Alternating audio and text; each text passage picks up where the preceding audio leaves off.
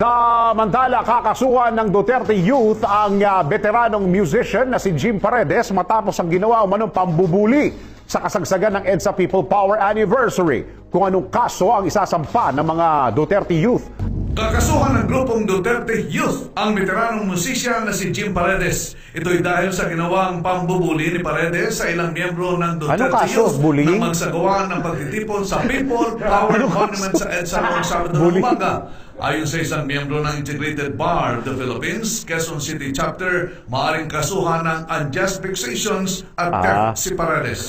Sinabi ni Atty. Lorenzo Gadon na bukod sa pananakit, hinablot din ni Paredes ang dalang tarpaulin ng grupo ni Ronald Cardema. Naging viral sa social media ang inasal ng veteranong musician at kilalang taga-suporta ng Liberal Party nang hamunin ang ilan pang kasamahan ni Cardena sa katatapos na pagtitipon sa EDSA. Conscience, look at me. Hindi ka makatingin, ano? Ha? You can't even look. Do what?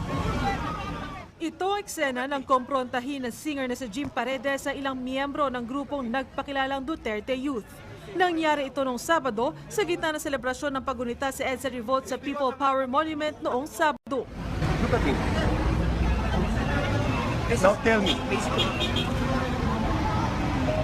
Tell me. Gusto mo ba si Duterte? No, of course. He's not responsible for 7,000 deaths? Still being investigated. Okay, great.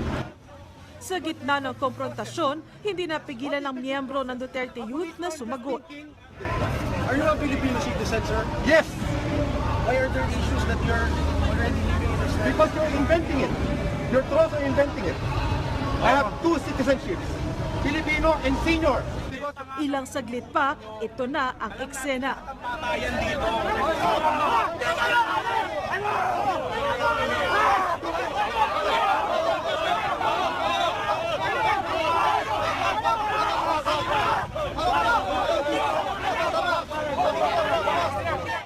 Umani ng batiko sa social media ang ginawa ni Paredes. Pero sa isang tweet, bumwelta ang singer. Ipinost niya ang litrato ng dalawang miyembro ng Duterte Youth kasama si dating Senator Bongbong Marcos. Kanina, pinarangalan ng Office of the Solicitor General na Republic Defender's Pin ang Duterte Youth matapos ang insidente. Depensa nila, papunta sila ng Luneta nang mapadaan sa EDSA. Dito na raw sila nilapitan ni Paredes. Kung pwede nga lang makipag-debate doon, nga lang, baka lalo magwala si Sir Jim Paredes pag dinebate ko doon. Pero iniisip kong tanong sana sa kanya, Sir, ano ba, parang meron po bang nakatitulo sa inyo dito sa EDSA? Dahil parang, this is EDSA, what are you doing here? Parang gano'n ang dating yung sinasabi po niya. Tinanong ko, bakit di kayo lumaban? Sabi niya, iginagalang po namin yung magulang sa amin. Mabuti pa sila, merong good manners and right conduct. Pag-aaralan pa raw ng Duterte Youth kung magsasampa sila ng reklamo kontra Paredes. Si Presidential Chief Legal Counsel Salvador Panelo naman, kinakaawaan daw si Paredes. He's against violations of human rights, and yet he was violating the right of the people or the young ones, the young men who went there to express also their support for the president. Good afternoon, Bob. I'm Ronald Cardema, chairman of Duterte Youth. And we went there last Saturday because we were going to Luneta talaga. Pero naisip namin na that was not a regular EDSA celebration. That was a gathering of anti-Duterte rallists. And some of the leaders there are planning or they want President Duterte out of Malacanang. So we wanted to show our support for the president, and we had we went to the tarpaulin shop. We designed the tarpaulin. It stated that we support President Duterte, and we went there. But hindi naman kami dun sa People Power Monument mismo. Wala rin kami sa mismong sidewalk. Nandun kami sa mismong karsada kung saan dumadaan yung mga sasakyan sa EDSA. So our audience there were the commuters and yung mga nag-traverse sa EDSA because we believe that many Filipinos there traveling along EDSA are supportive of the President. And sila naman, nakaharap naman yung stage nila sa White Plains. Kami nakaharap mismo sa mga sasakyan sa EDSA. Nagulat lang kami kasi lumapit nga si Mr. Jim Paredes. Tapos, nung papalapit pa lang siya, he was making funny faces. Ganun siya, naikot-ikot siya. Sabi niya, trolls kami, physical trolls, parang robots. And siya, gusto niya makipag-argue, gusto niya makipag-debate. Kaya lang, hindi naman kasi kami talaga nagpunta doon to debate him o to debate anybody. Gusto lang talaga namin ipakita sa mga dumadaan sa EDSA that there's this packet of support for the President along EDSA. So we had the banner stating our support for the President. So yun lang po yung gusto namin. Kaya lang sir, nung lumapit po kasi si Sir Gil Paredes, talagang isa-isa, nilalapitan niya kung ano po sinasabi niya. So kami naman, pinapabayaan lang muna namin siya. Ang siguro naging problem lang po, kasi sikat siyang tao, at ginagawa niya yun paulit-ulit sa harap ng ibang tao. So yung ibang kasama niya, parang naglapit na rin. Tapos yung iba parang, yung malapit sa kanya parang, syempre, naging intense kasi ito nga naman yung famous guy, parang nagwawala na doon, galit na galit ko ano sinasabi. So maya-maya, hawak naman namin yung tarp. Bigla kaming, yung mga nakapalibot kay Sir Jim Paredes, bigla kami hinataw sa tiyan, tapos sabay kuha ng tarpaulin. Parang, we were hit in the stomach para to distract us from our holding of the tarp, tapos kinuha na yung tarpaulin. So, tinatanong namin kung pwede ibalik kasi ginastos rin namin yun kahit mga 700 pesos. Kaya lang hindi na mahanap nandun na sa parang part ng crowd nila. Tapos, ang dami nila sinasabi, kumbaga, sabi nila,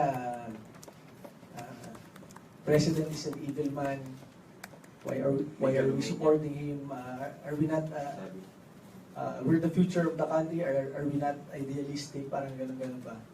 Kami naman, kaya hindi naman namin sinasagot, kasi, kumbaga he's the president of the land.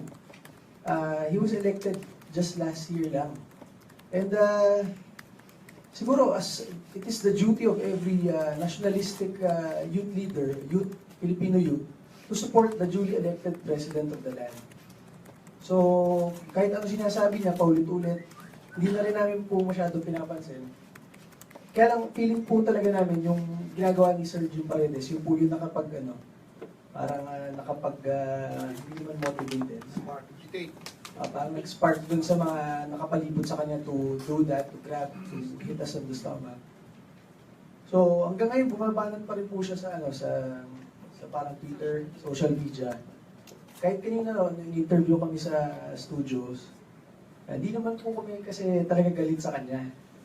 Kumbaga, siya lang naman po talaga yung gumawa lahat nun Kumbaga, gagalit siya, ba't siya binabash? Siya naman po lahat nagsalita nun Hindi naman, nakatingin lang po kami sa kanya Saka syempre, kinakabahan rin po kami ng konti. There's this famous guy noon throughout the country who's ang dami-dami sinasabi sa amin, may 1,000 tao sa likod niya. So syempre, nakatingin lang kami sa kanya. Pero syempre, tinatatagan namin yung loob namin kasi kahit kakaunti lang kami, inisip namin we're here to show our support for the president of the land. Not for any criminal, not for any drug lord, not for any armed group. Pag kami kakabahan, we're supporting the president of the country, the leader of ASEAN, the Commander-in-Chief of the Armed Forces of the Philippines. So, we're here in EDSA. Kumbaga, this is, kung talagang pinuprove ni Sir Jim Paredes na, ba't kayo nandito EDSA to? Parang gano'n ang dating ba't kayo nandito EDSA to? Di ba EDSA is beacon of free expression? So, wala naman kaming ina-express na galit kami sa kanila. Ina-express lang namin, let's support the president of this country. So, hindi ko po alam kung bakit masama pala yun. Medyo nasasamaan siya doon. So, nung nagtanong kami, sabi niya, magsalita kayo, mga duwag kayo. Wala kayong masabi, lahat kayo trolls. Ganyan kayo, wala kayong utak. Parang kayo yung nasa social media. Ganyan. Hindi na lang muna namin pinapansin masyado. Tapos nung parang pinipilit niya ako magtanong, ang naisip ko lang itanong, Sir, are you a Filipino citizen? Kasi parang nakita ko sa social media. Parang hindi. Sabi niya, yes, I'm a dual citizen. I'm a senior citizen and I'm a Filipino citizen. So, tapos parang wala pa uli siya doon, nag-iikot-ikot pa siya. So, yun lang po. We went there, kahit na, syempre nakakakaba naman. Pero ano po kasi kaya naman maluwag rin naman sa puso namin pumunta doon kasi EDSA nga yun eh. There's no one group who has the monopoly over EDSA. EDSA is the beacon of free speech, free expression, and the thing that we were expressing was support for the president of this country. Paano naging masama ang pakita ang suporta sa presidente? So ibig ba nilang sabihin, dahil galit sila sa Pangulong Duterte, wala pang isang taon ng Pangulong Duterte, in the next 5 years, ganyan lang gagawin ni Jim Paredes. Awayin ng presidente, isipin kung paano matagal itong presidente ito. So, hindi siya nakakatulong sa bansa natin. No? So, kung pwede nga lang makipag-debate doon, kaya lang, baka lalong magwala si Sir Jim Paredes so pag-debate pa doon eh. Pero inisip kong tanong sana sa kanya, Sir, ano ba, parang, meron mo bang nakatitulo sa inyo dito sa EDSA? Dahil parang, this is EDSA, what are you doing here? Parang ganun ang dating yun, sinasabi po niya. So, sana naman po, parang, kasi nakita rin po namin sa Twitter niya eh. Naka-announce doon na, I'm inviting everybody to go to EDSA. From all colors, you're free to come here. Tapos nung dumating kami doon, galit na galit siya. Wala naman kami sinasabing ikulong yung mga from the previous administration, kahit ano, wala kaming gano'ng sinasabi. Sinasabi lang namin, supportahan po ang Pangulo ng Pilipinas. Saka pinapakita po namin yung tarp namin sa commuters along EDSA. Kaya lang po, yun, nagalit si Sir Jim Paredes. Pero ngayon po, baka nagagalit pa rin siya. Kaya lang po lumaki ng lumaki issue. Dahil naging viral po yung kanyang pagwawala.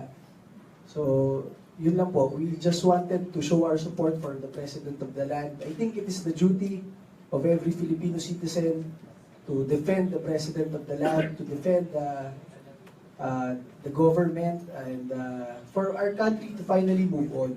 If you really want to look at EDSA, EDSA was supposed to be a change for the change of Philippine society. Diba? Kaya lang, but after I'm 31 years old, and 31 years na yung EDSA. Bakit after EDSA, we're still a third world country? Bakit in the past 31 years, we were already overtaken by our ASEAN neighbors? Kumbaga, gusto naman natin lahat umunlad yung bansa natin. Kaya lang, parang ang gulo kasi, daming nagbabanatan, daming ganyan. So, kung pwede nga lang, lahat tayo mag-abroad eh. Gumanda buhay natin abroad eh. Kaya lang, hindi naman natin kaya, ang pangit. Pero, when we go abroad, gumaganda yung buhay ng mga Pilipino kasi magagaling yung mga Pilipino eh. Pero dito kasi parang may crab mentality. Kaya elect lang ng bagong presidente. Binabanatan agad. Kahit nung first month niya, ganun. Siyempre, mahirap maging presidente. Mahirap, ang daming trabaho kailangan gawin. So, he needs the support of 100 million Filipinos. And maraming salamat po sa pag-invite sa amin dito, Soljen Kalida. And we look up to you and other patriots here because you're really defending the Republic. And thank you po sa pag-invite po sa amin.